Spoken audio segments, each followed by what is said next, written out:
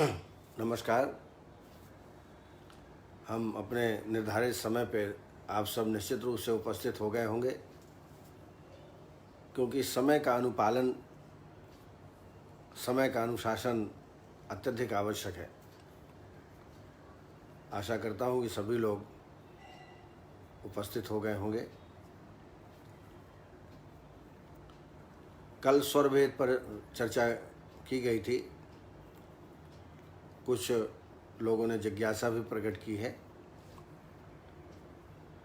हमारे साथी जो चिकित्सक साथी हैं वो लगातार इस कार्यक्रम से जुड़े हुए हैं।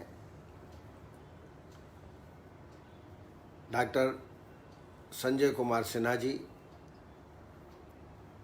नीरज कश्यप, सुनील रातौरी, पंकज सक्सेना जी, ये भी नए नए काम करते रहते हैं। पंकज जी, राजेश जी और संध्या पांडे जी, आर सिंह चहल, शशि बख्शी, अनिल भरद्वाज, ज्ञानेंद्र सहपाठी, मनीष गहलोत, डॉक्टर निशांत गुप्ता, इन्होंने अपना एक अनुभव शेयर किया है। एलार्सन की G32 टैबलेट है, जहाँ सामान्यतः ये दांतों के रोगों में मंजनार्थ लोग बाग प्रयोग करते हैं। उन्होंने स्वर भेद में इसका प्रयोग किया है और बड़ा अच्छे लाभ प्राप्त हुए हैं। निश्चित रूप से मैं तो कहूँगा सबके अपने अनुभव हैं चिकित्सकों के। प्रतिदिन कुछ वो अपने अनुभव भी शेयर करें ताकि दूसरों को भी लाभ प्राप्त हो। मैं आपसे आग्रह करूँगा कि आपको कोई विशेष चिकित्सा में कोई विशेष अनुभव हो तो आप ज़रूर बताएं, ताकि हम सबको उसका ज्ञान हो सके। तो निश्चित रूप से G32 के कंटेंट्स देखें तो स्वर भेद में लाभ करता होगा तो पक्का है। आप 2 गोली दिन में 2 बार सुबह शाम आप इसको ले सकते हैं। डॉक्टर विनोद जी, कुलभूषण हसीजा जी, अभिनव सिंह, महेंद्र चतुर्वेदी जी, ये बहुत वरिष्ठ चिकित्सक हैं। और जैसा आप लोगों ने नाम सुना होगा सुरेश चतुर्वेदी जी का, उनके सुपुत्र हैं।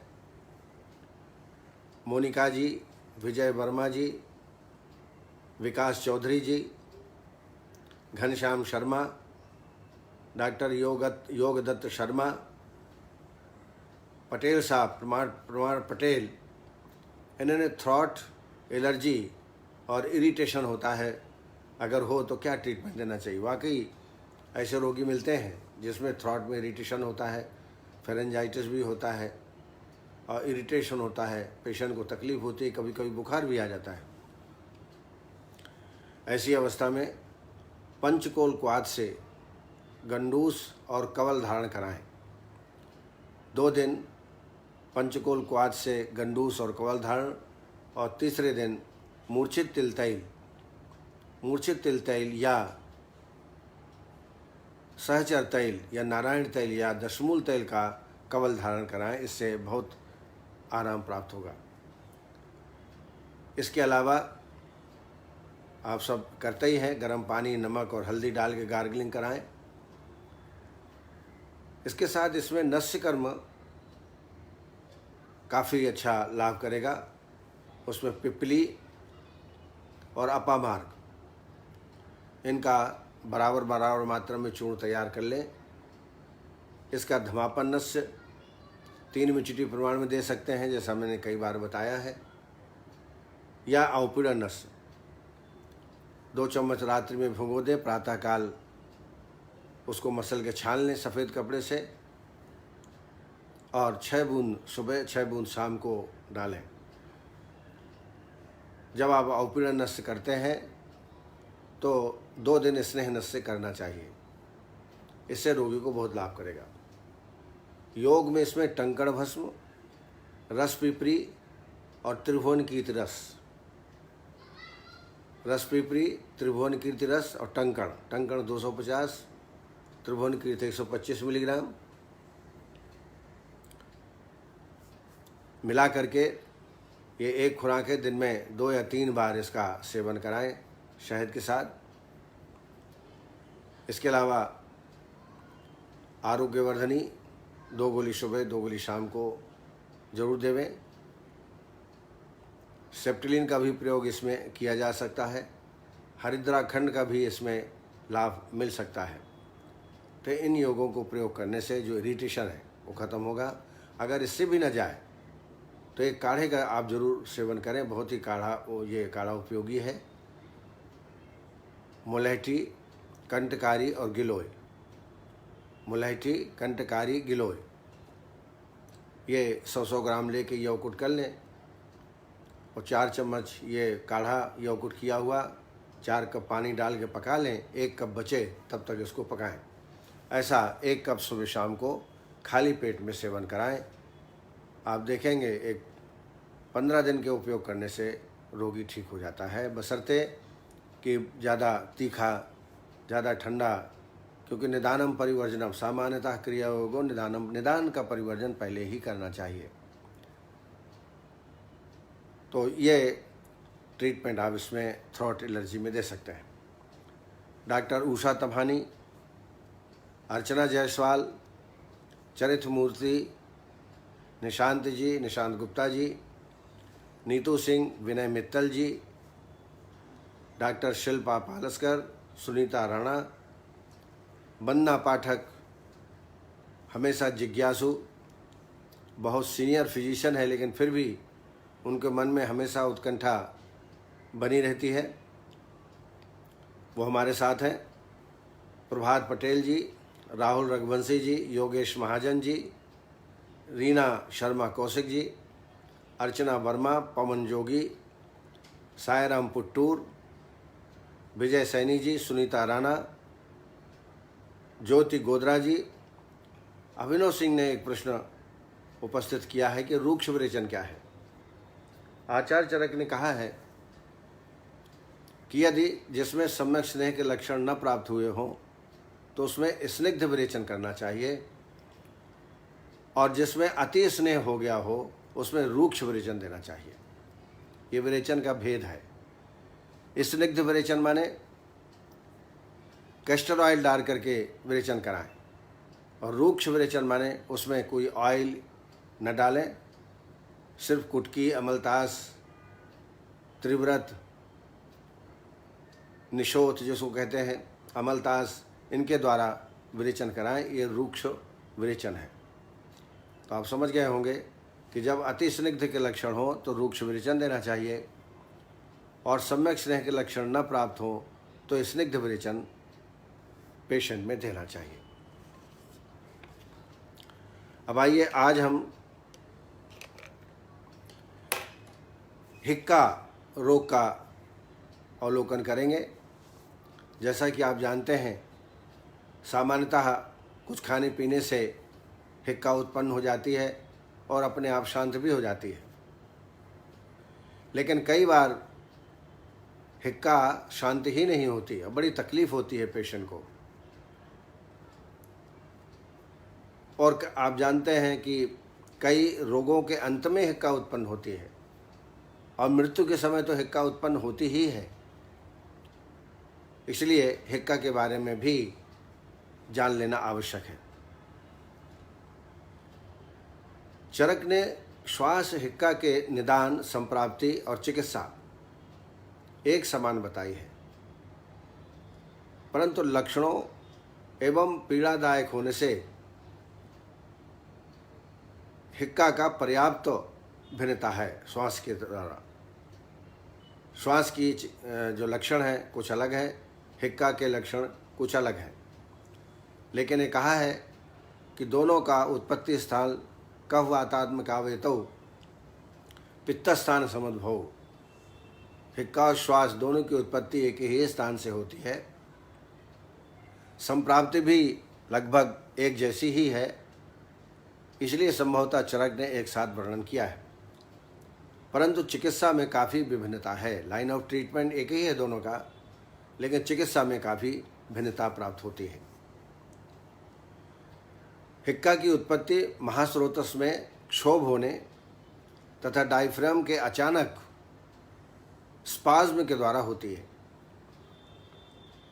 यह हिक्का मुख्य रूप से वात कफज तथा आमाशय समुत्थ है। जैसा मैंने बताया, कफ वातात्म कावे तो पित्तस्थान समुद्भव हृदय सरसादि नाम धातु नाम गौरव चोपसोषो। इसके निदान भी काफ़ी समान है श्वास और हिक्का के। रजसा धूम वाताभ्याम शीतस्थानाम मुसेवनात् ग्राम्याद आनुपांस, ये दोनों के लगभग समान कारण हैं। फिर भी हिक्का के कुछ पृथक कारण भी बताए गए हैं जो अपन आगे चर्चा करेंगे। शरीर के द्वारा हिक ऐसा शब्द के साथ श्वास को बाहर फेंका जाता है, इसलिए इसका नाम हिक्का पड़ा। हिक हिक शब्द आता है। निदान देखें तो गुरु अभिसंधि विष्टंभी, आहार का सेवन निरंतर करना, रूक्ष और शीतल वस्तु का अधिक मात्रा में सेवन, ज़्यादा आइसक्रीम कोल्ड ड्रिंक का अत्यधिक प्रयोग, विषमासन, अजीर्ण, शीतल स्थान में निवास, धूल धूम तीव्र वायु का सेवन और अत्यधिक व्यायाम करने से, अत्यधिक मैथुन करने से, अतिसार होने से, वेगों को रोकने से और अतिमार्ग गमन बहुत ज़्यादा चलने से, वमन विरोचन के अतियोग में भी हिक्का की उत्पत्ति पाई जाती है। जैसा मैंने पहले कहा था, कुछ व्याधियों के अंत में हिक्का उत्पन्न होती है, जैसे पांडु, अलसक, उराहक्षत, क्षय, उदावर्त, रक्तपित्त, अतिसार और जीवन के अंतिम क्षण में मृत्यु के समय भी बहुत ही वेदनादायक हिक्का की उत्पत्ति होती है। यानी प्रत्येक व्यक्ति में मृत्यु के समय हिक्का की उत्पत्ति होती है। इसकी संप्राप्ति श्वास के समान ही यदा स्रोतांसि संरुद्ध मारुतः कपूर्वकः विश्वक भ्रजति संरुद्धता श्वासान करोति सः। कफ के साथ प्रकुपित वायु, प्राणवह, अन्नवह और उदकवह स्रोतों में अवरोध उत्पन्न करके हिक्का रोग की उत्पत्ति होती है। 5 प्रकार के हैं, जैसे श्वास के भी हैं, मेहोर्ध, छिन्न, तमक, क्षुद्र भेद जो पंचधा, वैसे ही हिक्का के भी 5 भेद हैं। महाहिक्का, गंभीरा हिक्का, व्यपेता, क्षुद्रा एवं अन्नजा। इसके पूर्व रूप का यदि अवलोकन करें तो इसमें कंठ प्रदेश और उरह प्रदेश में भारीपन की अनुभूति, मुख में कसैलापन,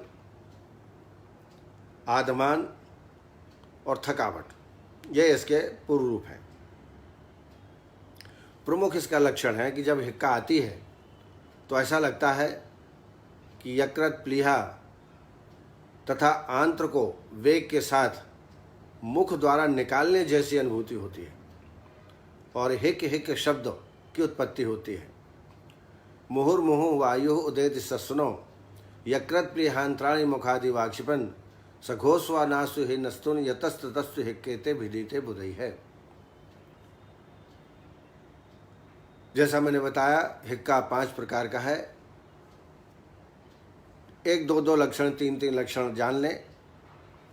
महाहिक्का यह असाध्य होती है और मृत्यु के समय यह उत्पन्न होती है।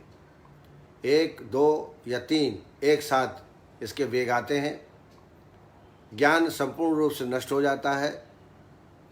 अश्रुपूरित आँखों में हमेशा आंसू, स्मृति का नाश और शरीर में अत्यधिक कंपन होने लगता है।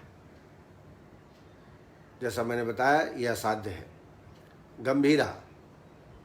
गंभीरा हिक्का, कभी संकोच प्रसार करते समय शरीर में वेदना, अंधेरा छा जाना आँखों के सामने, मूर्छा, बलहानि, ज्वर, तृषा और श्वास, यह हिक्का भी असाध्य की श्रेणी में आता है। तीसरी है व्यपेता। इसमें वेग रुक रुक कर आते हैं और अन्न का पाचन हो जाने के बाद वेगों में वृद्धि हो जाती है। रोगी प्रलाप करता है, तृषा, चेतनानाश, वमन, अतिसार, ऐसे लक्षण रोगी में प्राप्त होते हैं। यह भी असाध्य स्वरूप हिक्का है। क्षुद्रा, यह साध्य है। अल्प वेग आते हैं इसमें, शीघ्र शांत भी हो जाते हैं। व्यायाम करने से, परिश्रम करने से हिक्का की वृद्धि हो सकती है। भोजन के बाद वेग शांत हो जाते हैं। जत्रमूल से उत्पन्न यह हिक्का साध्य है। अन्नजा, अन्नजा हिक्का, छींक के साथ मंद शब्द युक्त हिक्का आती है।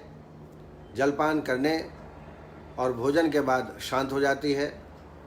इसमें वेदना बिल्कुल नहीं होती है और यह हिक्का भी असाध्य है। कहने का तात्पर्य है कि प्रथम 3 महाहिक्का, गंभीरा हिक्का, व्यपेता यह साध्य है और क्षुद्रा और अन्नजा ये साध्य हिक्का के अंतर्गत आते हैं। आइए चिकित्सा पर थोड़ा से अपनी दृष्टि डालें। हिक्का के गांव में अभी भी जब हिक्का किसी को हो जाती है तो सहसा त्रास, दुख देना, शीतल जल का प्रक्षालन करना, भय दिखाना, पुलिस का भय दिखाना, चोर का भय दिखाना, सहसा हर्ष उत्पन्न करना, क्रोध दिलाना और प्रिय वस्तु की प्राप्ति हो जाए या झूठा उसमें आरोप कुछ लगा दीजिए कि आपने आज चोरी की है, तो अचानक बोलेगा वो कि चोरी नहीं की और हिक्का कभी कभी शांत हो जाती है। तो ऐसे प्रैक्टिकल एक्सपीरियंस्ड हैं, आपने भी किए होंगे। हिक्का शांत हो जाती है, लेकिन कई बार हिक्का बिल्कुल ठीक नहीं होती और रोगी को कभी बार तो भर्ती करना पड़ता है पेशेंट को।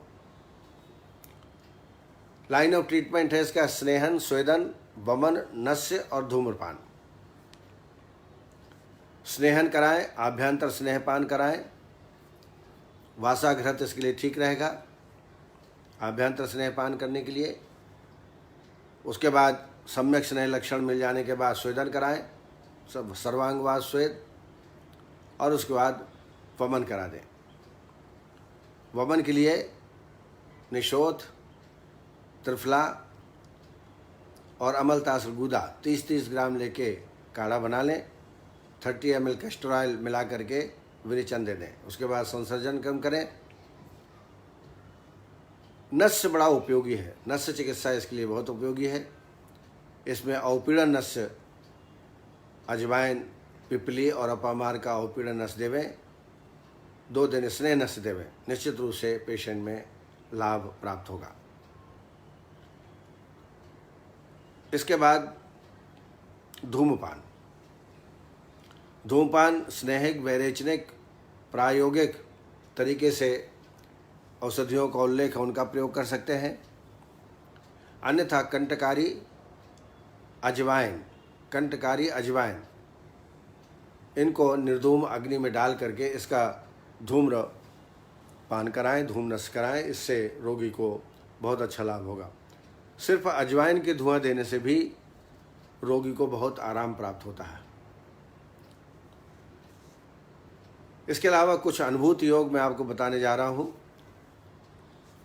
आमल की यानी आंवला और कपित्थ, जिसको कैथा बोलते हैं, चटनी बनाने के काम देहातों में लोग बड़े चाव से चटनी खाते हैं इसकी। आमल की और कपित्थ के रस में मधु और पिपली मिला करके दिन में 2 या 3 बार सेवन कराएं।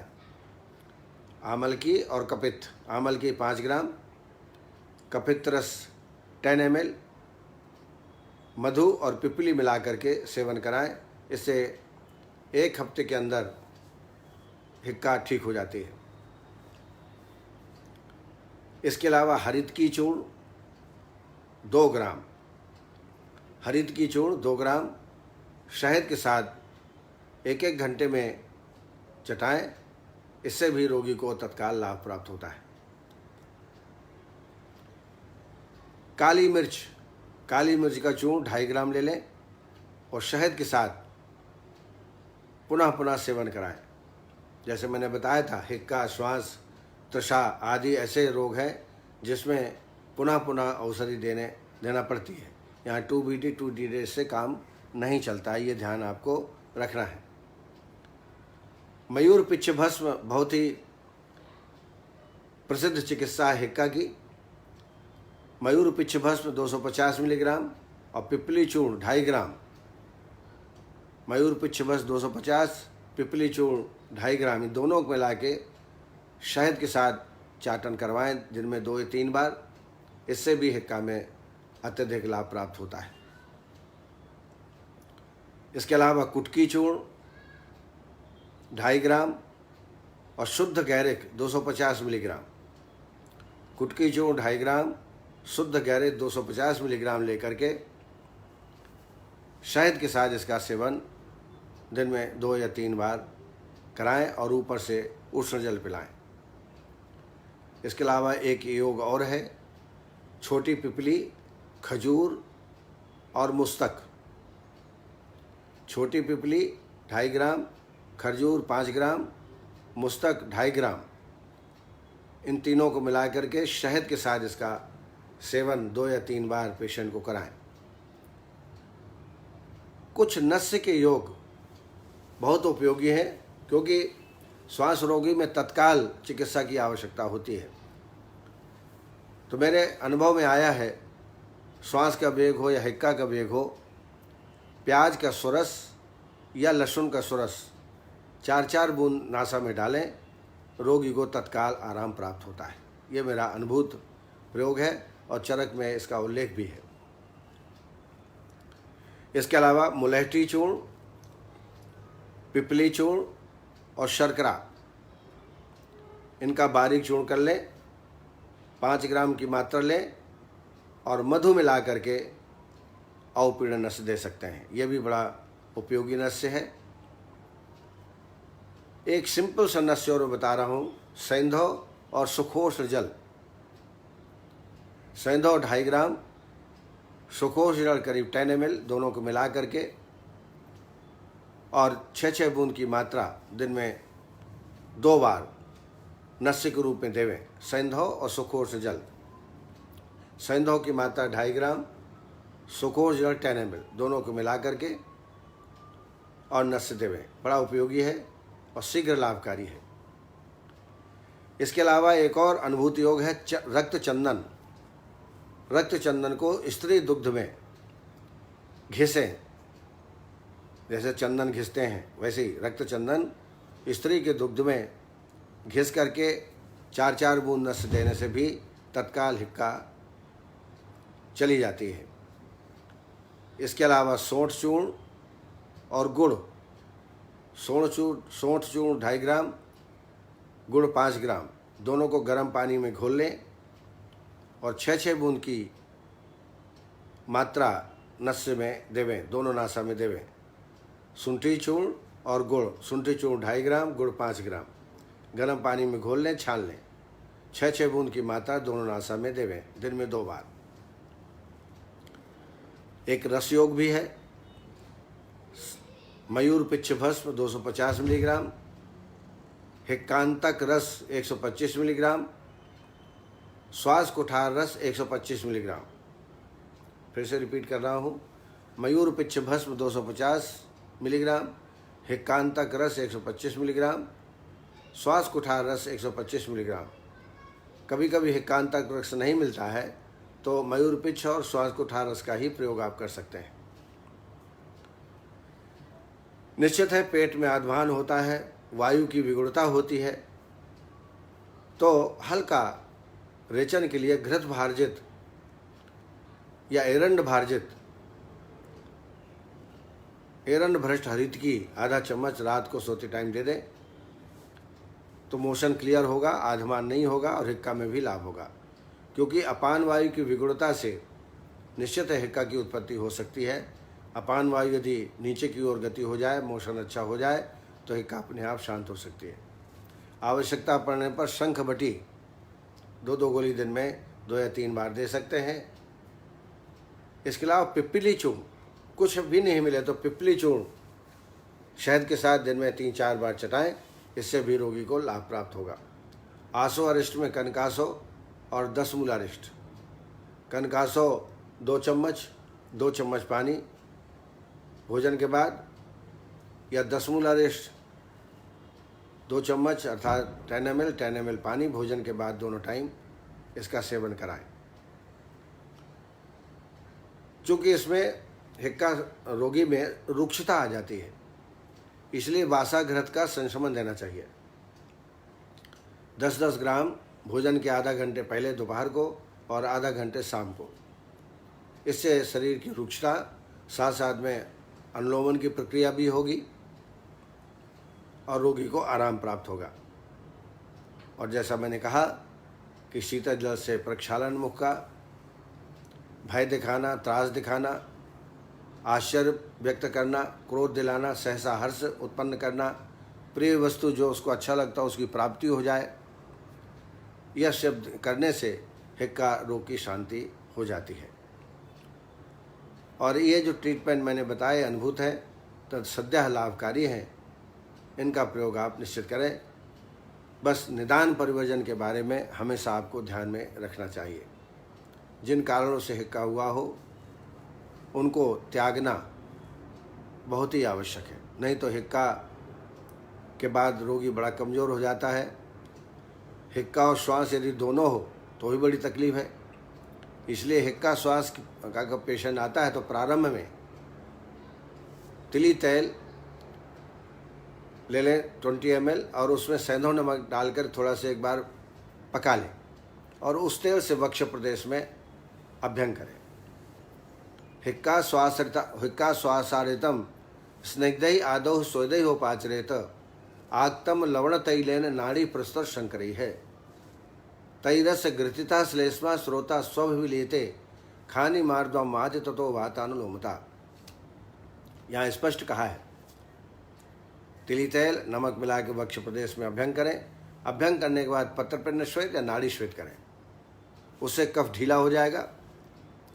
और फिर बाद में आभ्यंतर स्नेहपान करके विधिवत वमन कराएंगे तो निश्चित रूप से रोगी को लाभ होगा। और अनुलोमन चिकित्सा भी करें। तो मैंने कहा ना आपको, मृदु विरेचन आप एरंड भ्रष्ट हरितिकी से या कैस्टरॉल से, कैस्टरॉल यदि देना है तो 30 ml और 50 ml दुग्ध प्रातःकाल खाली पेट में मोशन करने के बाद दे दें, इससे मोशन हो जाएगा। नहीं तो एरंड भ्रष्ट हरित की आधा चम्मच रात को सोते टाइम दे दें, इससे बरोबर अनुलोमन होता रहेगा और रोगी को कष्ट नहीं होगा। इन्हीं शब्द के साथ आज मैं वाणी को यहाँ विराम देता हूँ। कल फिर हम लोग आपसे 4 बजे मुलाकात करेंगे। प्रश्न यदि हो तो ज़रूर पूछें, कोशिश करूँगा आपकी जिज्ञासा को शांत करने के लिए। बहुत बहुत धन्यवाद। जय आयुर्वेद।